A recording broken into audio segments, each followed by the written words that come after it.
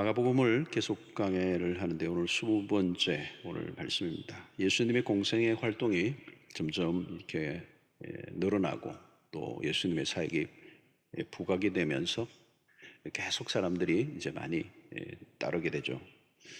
근데 이렇게 추종을 하는 사람들도 있지만 이 불순한 동기를 가지고 따라오는 사람들도 있었습니다. 2절에 보니까 사람들이 예수를 고발하려 하여 안식일에 그 사람을 고치시는가 주시하고 있다는 거죠. 그 목적은 고발입니다. 고발하기 위해서 주시하고 있다. 미리 각본을 다 짜놓고 그 안에 들어오도록 기다리고 있는 겁니다. 예수께서 해당에 들어가셨을 때 그곳에 있던 손 마른 자를 치료해 주시는 본문의 사건인데요. 이제 바리새인들이 보기에는 이 행위가 의료 행위고 이 의료 행위는 노동이라는 거죠. 안식일을 깼다 이렇게 본 것입니다.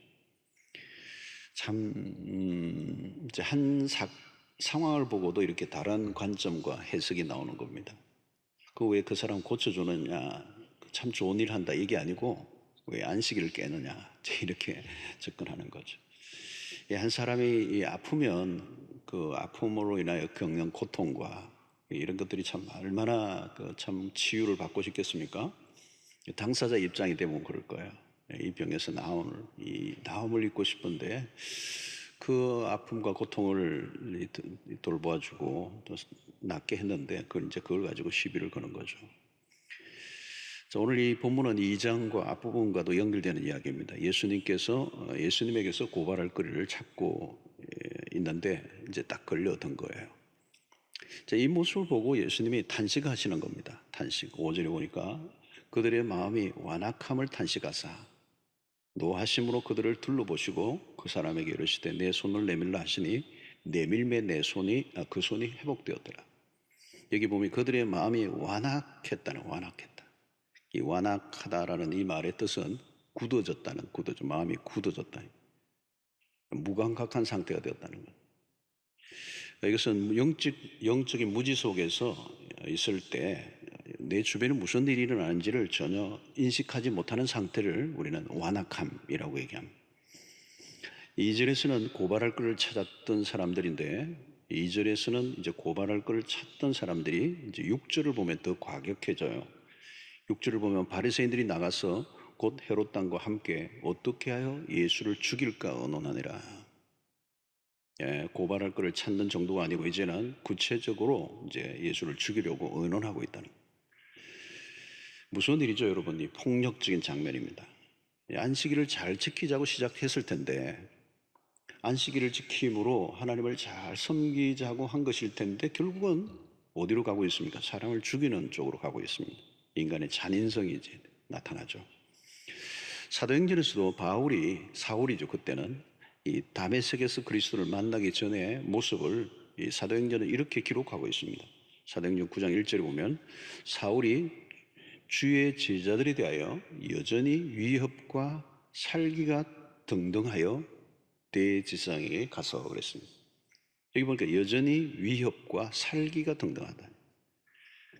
여러분, 이 바울은 바리새인 중에 바리새인이었습니다. 바리새인 중에 바리새인, 율법의 열심을 다한 사람. 근데 이상하죠?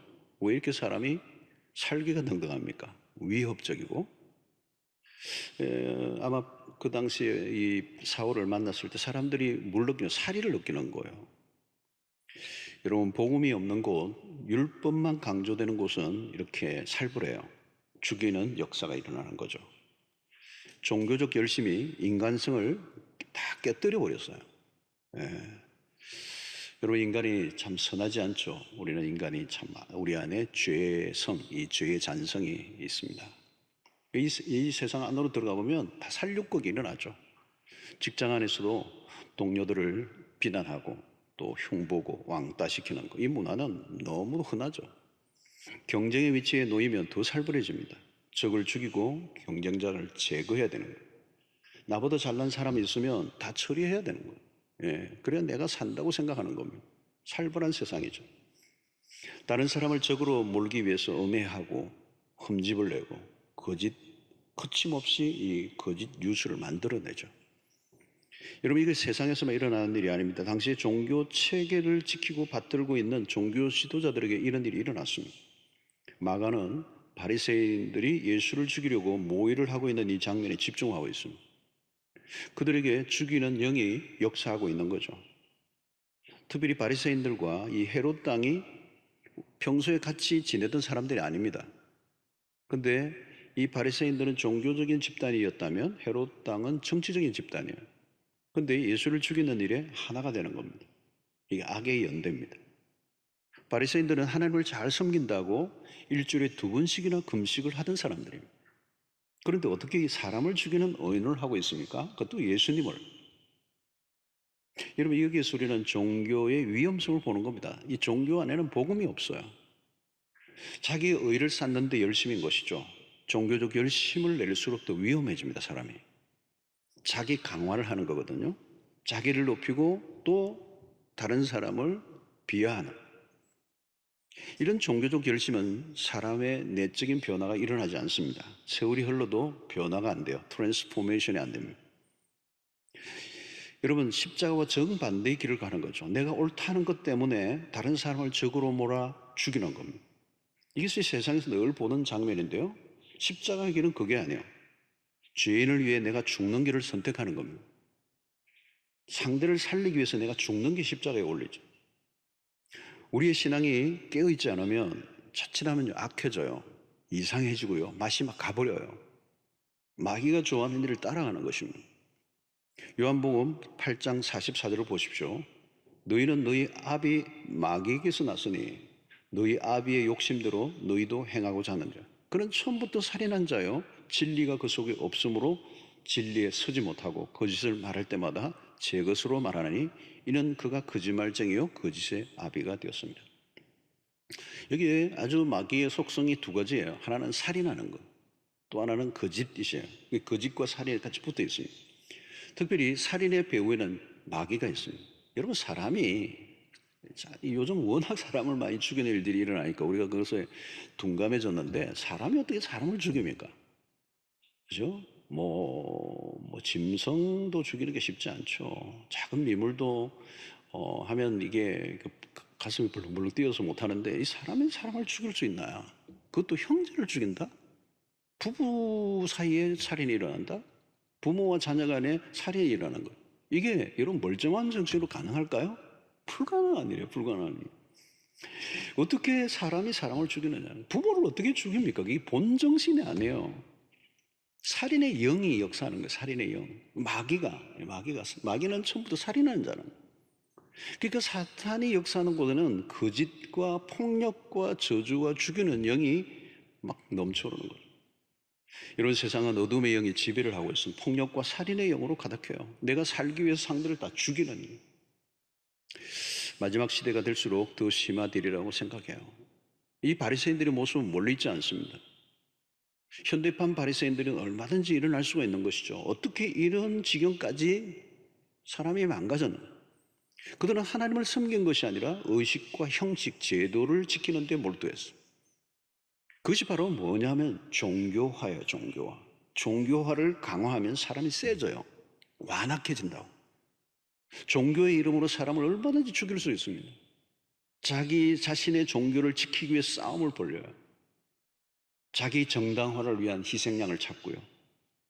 역사 속에 많은 고문 도구들이 있는데 제가 한번 그 고문 기구들을 전시해 놓은 것이 있더라고요. 전시관이 있어요. 이제 역사의 유물인데 들어가 보니까 와, 이건 상상을 할 수 없는 고문 도구들이에요.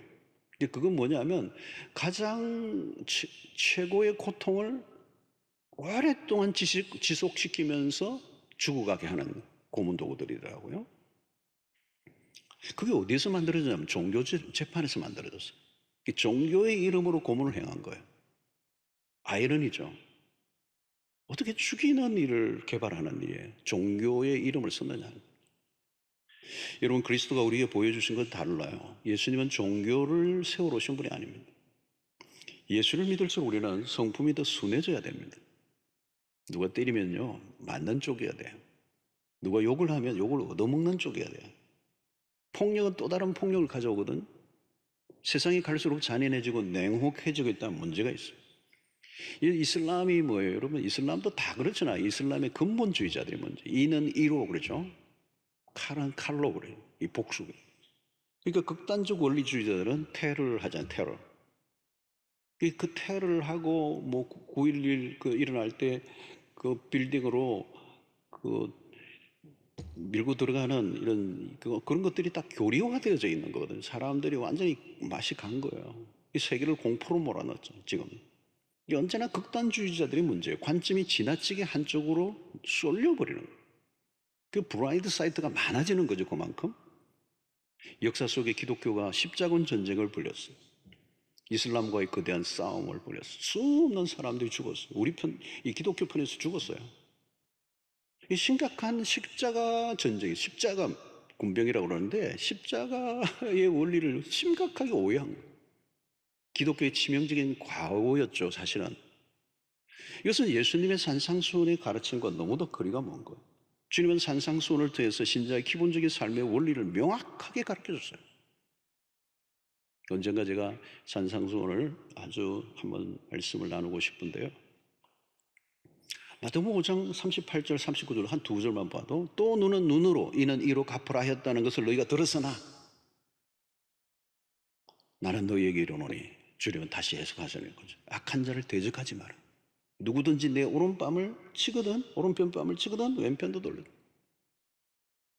하나님의 백성들은 온유함으로 맞서야 돼요. 예. 이해는 이가 아니에요. 상대를 살리기 위해 나를 죽이는 거. 그게 예수 그리스도가 보여주신 삶이에요. 기독교는 세력화여서 힘 자랑하는 종교가 아닙니다. 힘을 주는 게 아니에요. 힘을 빼야 돼요. 주님은 베드로에게 칼을 칼집에 꽂으라. 칼을 쓰는 자는 칼로 망한다. 힘을 쓰는 자는 힘으로 망한다. 바울은 로마서 12장 17절에 아무에게도 악을 악으로 갚지 말고 악이 온다고 악으로 갚지 말라는 거. 모든 사람 앞에 선한 일을 도모하라. 여러분 신앙생활을 잘못하면요 이전보다 더 나빠져요. 이 신앙생활이 아니죠. 종교생활을 한 것이죠. 예수 그리스도를 만나고 복음을 경험하지 못했기 때문에 그 내면의 변화가 일어나지 않으니까 종교화되어져 가는데 사실은 내면이 더 거칠어져요. 악해져요. 그리고 자신의 그 이상한 의로움이 생겨가지고요 막 다른 사람들을 경멸하고 율법의 조항을 가지고 다른 사람을 심판하는 일들을 하다 보니까 잔인해지는 거예요. 법 조항을 여러분 늘 들고 다니는 사람들은 속이 좁아지게 돼 있어요. 정해진 틀 안에 들어오는가 안 들어오지 않는가 그게 집중하는 것이죠. 여러분 우리가 말씀을 들을 때 자기에게 적용해야 돼요. 근데 다른 사람에게 자꾸 적용하는 거예요. 이게 바리새인들의 함정. 말씀을 보는데 자기 적용이 아니라 다른 사람에게 적용하는 거예요. 적용을 하되 잘못 적용한 겁니다. 이게 인간의 악함이에요. 말씀을 다른 사람에게 적용하는 게 아니라 가장 먼저 자기 자신에게 적용해야 합니다. 치열하게 자기 자신에게 적용해야 돼요. 다른 사람을 판단하기 이전에 나를 보아야 돼요. 자기 성찰을 하지 않으면 끊임없이 자기 성찰하고 하나님의 말씀을 통하여 자기 자신을 적용하지 않으면 나도 모르게 곧바로 어디로 빠지느냐면 위선에 빠지는 겁니다. 자칫하면요 교회 안에 위선자들만 바글바글 할 수 있어요. 바리새인들의 눈은 항상 다른 사람에게로 향해 있는 거죠. 판단과 정죄하는 영이 가득했습니다. 여러분 교회 오래 다니다가요 그냥 덜렁덜렁 다니다 보면요 완전 바리새인 되게 일도 아니에요. 바리새인이 멀리 있지 않아요, 여러분. 눈과 귀가 항상 다른 사람에게로 향해 있는 거예요. 혹시 우리의 모습 아닙니까? 깨끗한 척하고 좋은 말은 다 골라하지만 실제로는 모순과 왜 문제투성이 살고 있지는 않는 거예요. 주님은 그들에게 핵심적인 원리를 가르쳐 주십니다. 4절에 보니까 그들에게 이르시되 안식일에 선을 행하는 것과 악을 행하는 것, 생명을 구하는 것과 죽이는 것, 어떤 어느 것이 옳으냐 하시니 그들이 잠잠하거늘. 참 중요한 질문을 탁 던지시면서 명제를 알려주신 거죠. 초점. 성을 행하는 것과 악을 행하는 것, 생명을 구하는 것과 죽이는 것, 어느 게 옳으냐.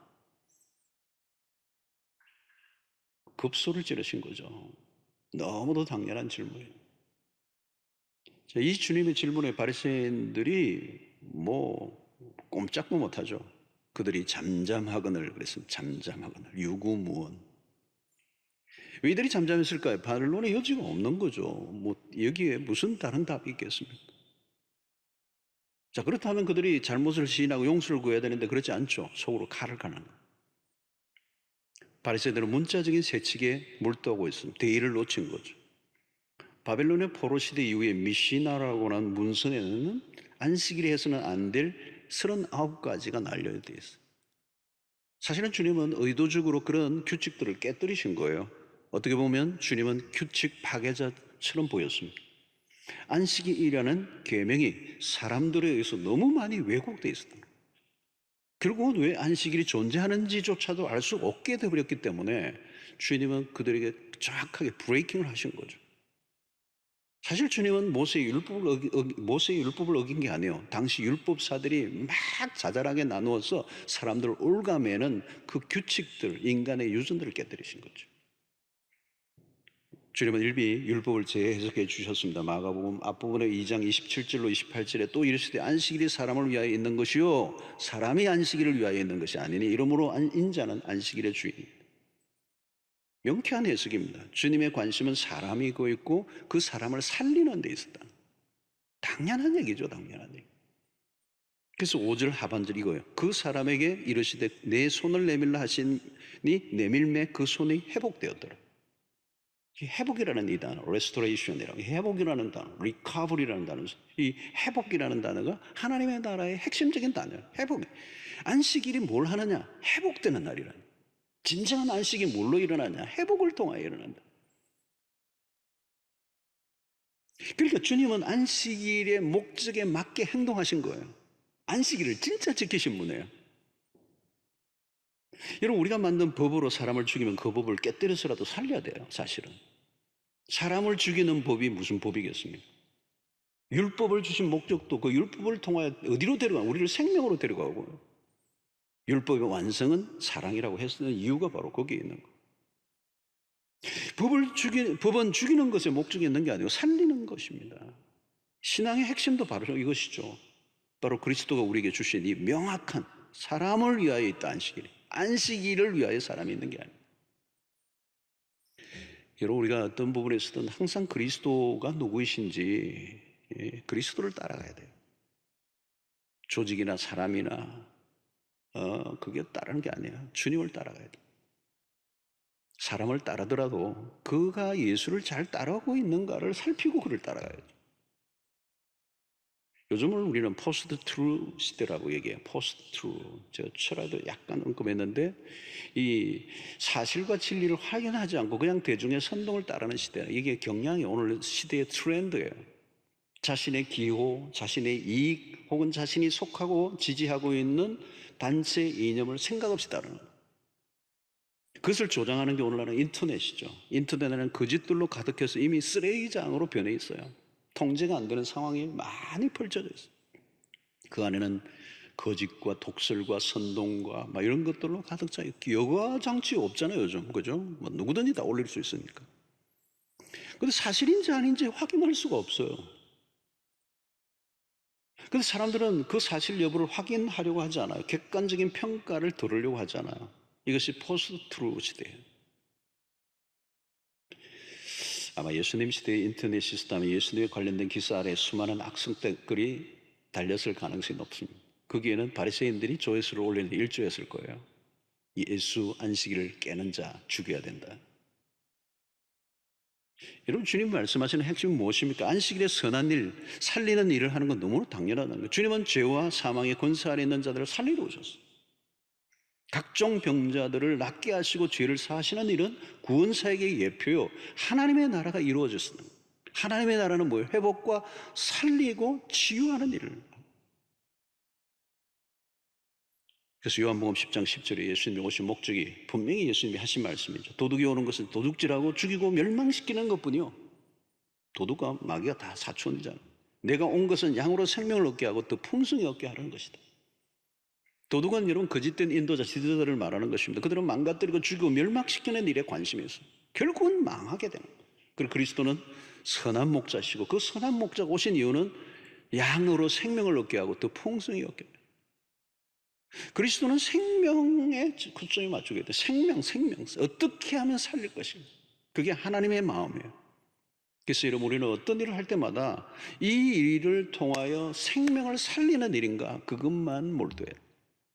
그게 초점을 맞춰야 돼요. 사람을 살리는 일인가 죽이는 일인가, 하나님의 나라의 목표입니다.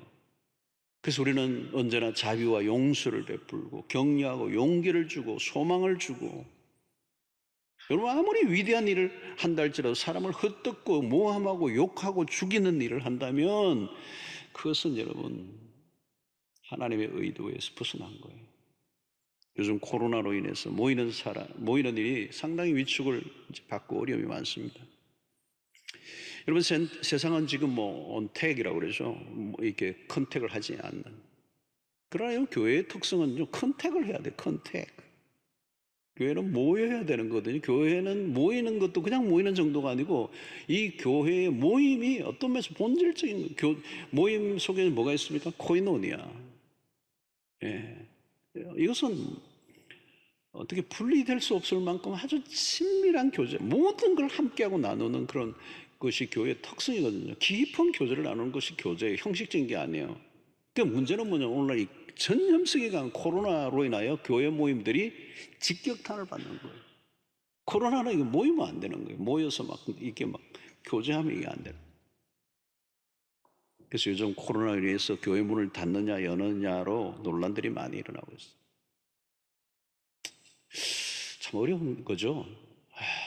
어떤 결정을 내릴 때마다 우리가 가장 중요한 어떤 기준은 본질적인 질문을 던져야 됩니다. 왜 교회가 존재하는가? 가장 원론적인 질문이죠. 이것은 교회 정체성의 문제입니다. 교회가 왜 존재하느냐? 우리 세 가지 크게 얘기하죠. 하나는 예배예요. 하나님을 위하여 존재한다. outreach예요. 하나님을 위해 존재하는, 하나님과의 관계. 그리고 우리는 나 자신을, 교회가 교회 스스로를 위해 존재해요. 그게 훈련이에요. 디스플레인 하는 거. 하나님의 백성으로 성장해 가기 위해서 훈련을 끊임없이 훈련하는 거. 그리고 그것은 인리치라고 한다면 아웃리치를 해야 돼요. 교회는 교회 스스로만을 위해 존재하지 않고 이웃을 위해 존재하고 복음을 증거하는 공동체로 서 있어야 돼요. 그 가운데 첫 번째, 예배는 매우 중요하죠. 예배는 교회 존재 이유예요. 그리고 모여서 함께 예배하는데 이 문제가 생긴 겁니다. 참 안타까운 일이죠. 근데 또 하나의 중요한 기준이 있는데, 그것은 존재 이유가 복음 전거입니다. 세상을 구원으로 이끌기 위한 성교적 공동체로 존재해야 된다. 코로나 시대에 불가피한 상황에 교회 예배당을 닫는 일은 힘든 일이죠. 힘든 일. 생각지도 못하고요. 저도 이번에 이게 결정 내리고 닫으니까 속도 상하고 힘들고, 또 우리 성도들 생각하니까 또 마음이 아프기도 하고. 요즘 얼마나 힘들어요. 그래도 주일에 한번 예배를 드리고 힘을 얻고 하는 게 우리의 참 기쁨인데, 이것마저도 지금 드리지 못하는 상황에 오니까 너무 힘든 거예요. 답답한 거죠. 제가 제 스스로 어떻게 이 분위기와 이 감정에 휩쓸리면 제가 다운될 것 같더라고요. 나도 정신 차리고 이런 기분을 좀 바꿔 놓아야지. 안 그러면 디프레스 돼가지고 있으면 교인들이 전염시킬까봐 그거 감정을. 생각지도 못한 일이 일어난 거죠. 신자에게 예배가 얼마나 중요합니까? 그럼에도 닫는 것은, 주일날 예배를 닫아야 되는 것은 전염성이 강한 바이러스 때문에. 교회가 바이러스를 퍼뜨리는 곳이 되면 세상을 구원하는 공동체라기보다 세상에 위협을 주는 조직토로 오해의 바이러스를 수 있어요. 여러분, 지금 세상 사람들이 얼마나 예민해 있습니까? 교회가 최근에 퍼뜨리는 그 어떤 원인 제공이 되는 거죠. 실제로 교회들로 인해 전염되는 일들도 벌어졌잖아요. 우리가 꼭 예배를 교회에서 드려야 하겠다고 하면 들을 수 있습니다. 그러면 교회는 세상과 등을 지게 되고요, 세상과 고립되는 겁니다. 그렇게 되면 어떻게 되죠? 교회는 세상 속에서 존재의 목적을 잃어버려요. 주일 교회 문을 닫는 일은 우리에게 너무도 힘든 일이지만 온라인으로 그래도 대체하여 일시적으로 드릴 수 있는 거죠. 우리가 이러면 하루 이틀 예수 믿고 끝낼 일이 아닙니다. 코로나 언제는 끝날 거예요. 코로나 상황도 언젠가는 끝날 거예요. 멀리 봐야 돼요. 그때 세상의 교회를 바라보면서 기꺼이 교회가 그 전염병이 창궐할 때 그렇게 당신들이 귀중하게 여기던 그 예배마저도 희생해주고 전염병을 퍼뜨리지 않는 일을 위해서 협조하고 함께 시민들을 위해서, 이웃을 위해서 손해보고 희생해 준 것에 대해서 고맙다. 그 말을 들어야죠. 오늘 본문이 답을 해줘요. 안식일을 지킬 것인가 아닌가, 날에 대한 초점보다 생명을 살릴 것인가 죽일 것인가에 초점을 두면 답이 나와요. 오늘 본문이 정말 귀한 본문이에요. 안식일을 지킬 것인가 말 것인가, 교회당에서 예배를 드릴 것인가, 온라인으로 예배를 드릴 것인가, 중요한 일이죠. 그러나 더 중요한 주제는 우리의 행위를 통하여 사람을 살리는 일을 할 것인가, 죽이는 일을 할 것인가. 여러분, 신자들끼리도 마찬가지입니다. 문을 닫는 교회들이 문을 열어 예배하는 교회들을 비난하면 안 돼요. 온라인으로 예배를 드릴 수 없는 열악한 환경에 놓인 교회들도 많거든요. 반대도 마찬가지입니다. 주일날 예배당 문을 여는 교회들이 닫는 교회들 막 또 욕해서도 안 돼요. 서로를 판단하고 시비가 붙고 욕을 하면 그건 죽이는 일이라나요. 내가 판단하기 시작하면 상대편을 욕하고 손가락질하며 살리는 일이 아니에요. 각자가 가진 각 관점과 이유들이 있을 겁니다. 서로에 대해서 판단하기 시작하면 살벌해져요. 8.15 해방이 되고 한국교회 안에 분열의 역사가 일어났습니다. 아픈 역사예요. 특히 신사참배를 한 사람과 신사참배를 거부한 사람들 간에 교단 간에서 치열한 싸움이 벌어져요. 신사참배를 거부한 사람들은 신사참배한 사람을 비난하기 시작했어요. 여러분, 신사참배를 거부한 일은 힘든 일이고요, 너무도 귀한 일이었습니다. 그때 신앙의 지조화를 지키고 끝까지 그 일본의 압제에서 수없는 고문을 행함에도 거기 굴하지 않고 신사참배를 하지 않은 그 일이야말로 너무 귀한 일이에요. 그런데 해방이 되고 난 다음에 신사참배하지 않은 사람들을 정죄하고 판단하고 상종 못할 인간으로 몰아가는, 신사참배하지 않은 것이 자기의 의가 되어 주장하다가 형제의 연약함을 보듬는 일에 실패하고 말았어요. 신사참배는 성공했지만 형제의 사랑에는 무너졌어요. 신사참배를 한 사람들은 자신들의 죄를 회개하고 용서를 구하기보다 스스로를 정당화하는 일에 열심을 내었어요. 결국 나누어지고 깨어져 버렸어요. 안타까운 일이죠, 여러분. 나의 주장을 절대화하고 싸우자고 하면 그건 주님의 정신이 아니에요. 주일날 교회당 문을 열거나 닫을 것인가? 그 주님의 의도는 무엇일까요? 열든지 닫든지, 그보다 더 중요한 것은 싸우지 말고 사이좋게 지내고 하나가 되고 서로 사랑하고 죽이는 일이 아니라 살리는 일을 하라는 거예요. 여러분, 신앙생활을 하면서 좁아져 가고 있습니까? 여러분, 종교생활을 하고 있는 거예요. 자칫하면 꽉 막힌 사람이 되는 거예요. 종교화는요, 인간성이 오히려 깨어져요. 비인간화되어 가요. 무서운 사람이 돼요. 여러분, 율법주의적인 부모 아래에서 자란 아이들이 성장하고 나면요, 교회를 떠나버려요. 대학 가면요, 떠나버려요. 부모 품에 있을 때는 할 수 없이 어떻게 할 수 없으니까 있지만, 왜 그렇죠? 부모의 엄격한 신앙 교육이 하나님에 대한 왜곡을 가져왔기 때문에. 방임하라는 얘기가 아니에요. 신앙의 기준은 분명히 가르쳐야 돼요. 그러나 그 말씀을 따라 살지 않을 때, 실수할 때, 연약한 모습을 보일 때 십자가의 원리를 가지고 다루어야 돼요. 용서와 사랑이 더 깊이 새겨져야 되는데 엄격한 그 규칙을 정해놓고 숨도 못 쉬게 몰아가면 언젠가는 튀어나와요. 율법의 잣대로 그냥 아이를 몰아가는 거. 꼼짝도 못해요. 억지로 지키죠. 그 안에는 분노가 쌓여요. 와, 그 분노가 나중에 대학 가서 터지는데요, 무섭더라고요. 제가 그런 가정들을 많이 봤어요. 여러분, 탕자의 비유로 보십시오. 탕자의 아버지 보십시오. 둘째 아들이 살아있는 아버지에게 유산을 요구하잖아요. 이건 아버지에 대한 반역이고요, 돌에 맞아 죽을 짓을 한 거예요. 근데 아버지는 어때요? 유산을 줍니다. 돌을 들지 않았어요. 율법을 들이대지 않았다고요. 아버지의 품이 넓은 거예요. 여러분, 아들이 어떻게 다시 돌아올 수 있었어요? 율법적인 엄격한 아버지 상이었다면 돌아올 꿈도 못 꾸죠. 맞아 죽는데요. 돌아올 수 있었던 것은 아버지의 큰 품이에요. 아버지의 가슴은 너무 큰 거예요. 죽을 죄를 지었지만 아버지는 한없이 그를 품어주는 거예요. 이 누가복음 15장의 탕자의 비유에서 하나님의 아버지의 마음이 너무도 리얼하게 잘 표현되고 있습니다. 이제 이 아버지가 큰 아들을 향해 던지는 말을 보십시오. 15장 32절에 이 내 동생은 죽었다가 살아났으며, 그 아버지의 관심은 딱 하나밖에 없어요. 이 아들이 살아나는 것. 죽었다가 살아나. 이랬다가 얻기로 우리가 즐거워하고 기뻐하는 것이 마땅합니다. 핵심은 하나밖에 없어요. 아들이 살아났다는 거예요.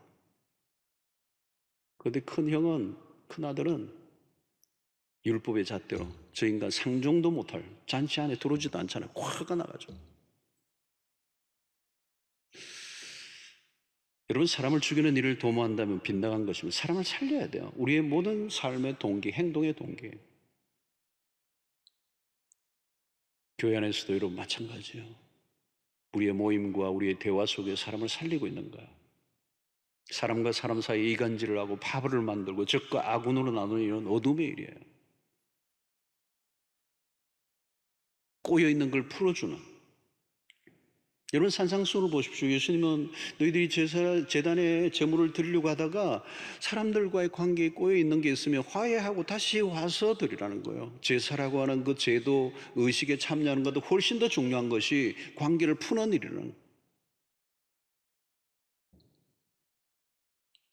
자비를 베풀고 사랑을 베풀고 용서를 베풀고, 문자적으로 지키는 게 중요한 것이 아니라 자비와 사랑이 더 중요한 거예요. 무엇을 얼마나 이루어냈느냐가 중요한 것이 아니라 그 일을 통하여 얼마나 사람을 살려냈는가, 세워주었는가. 오늘 우리는 이 코로나19 상황으로 인해서 더 많은 아픔들이 밀려오고 있는 시대를 살고 있습니다. 백성들이 힘들어하고요, 모두가 힘들어하고 있습니다. 이때 교회가 세상에 희망이 되어야 한다면 무엇을 말해야? 여러분, 우리의 가슴이 좀 더 넓어져야 합니다. 안식일을 반드시 지켜야 한다는 논리에 갇혀 사람을 죽이는 자들의 모습을 보시고 주님은 탄식하셔요. 탄식하셔요. 너희들이 그 율법의 조항에 매여 정말 큰 그림을 못 보고 있다. 차라리 안식 규칙을 깨어서라도 사람을 낫게 하는 일이 더 옳다. 여러분, 복음에 접근할수록 사람이 넓어져요. 율법의 잣대로만 접근하면 좁아져요, 사람이. 지금 내가 있는 자리에서 사랑을 베풀고 사람을 살리고 세우고 희망을 주는 일을 위해서 내가 무엇을 할까? 사랑방 안에서도 이상한 소문이나 루머를 퍼뜨리는 진원지가 되고 다른 사람 험담이나 하고 말로 사람을 죽이는 일들이 얼마나 많아요, 여러분? 여러분, 인터넷에도요, 좋은 댓글을 많이 달아봤어요. 요즘 댓글이 문제더라. 아주 유명한 피아니스트가 막 기가 막힌 연주를 해서 모두가 탄사를 적었는데 거기에도 막 악플이 달렸더라고요.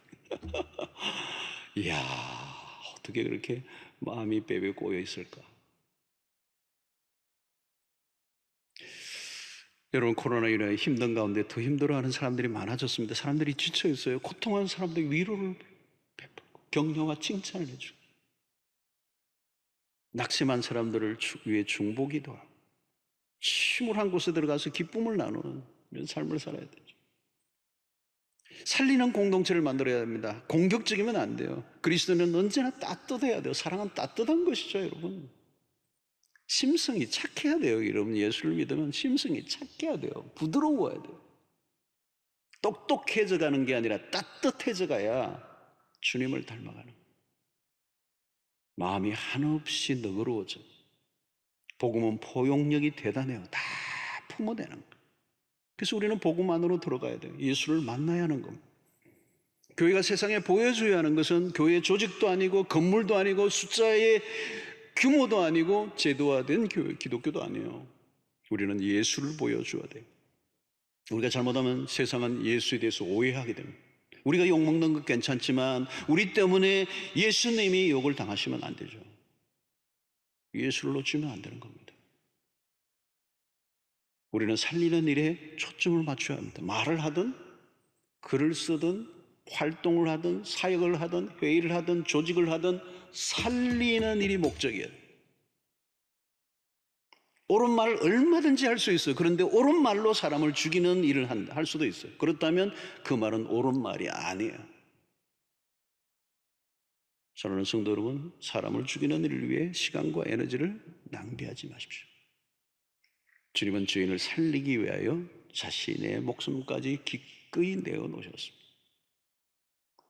우리는 그 한없는 사랑을 입은 자들입니다. 나의 정당성을 추정하려고 다른 사람을 죽이는 것은 복음과 거리가 먼 것입니다.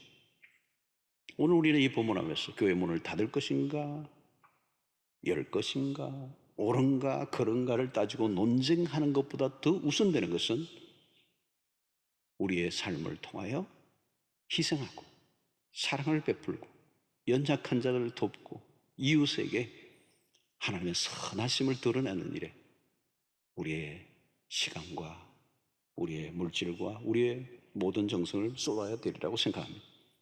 바로 이것이 복음으로 돌아가는 일입니다. 살리는 일을 하는 것이죠. 십자가로 돌아가는 거예요. 십자가의 정신으로 살아가는 것입니다. 바로 거기에 하나님의 마음이 있습니다. 하나님의 나라는 세상의 나라와 달라요. 언제나 파괴가 아니라 창조입니다. 창조.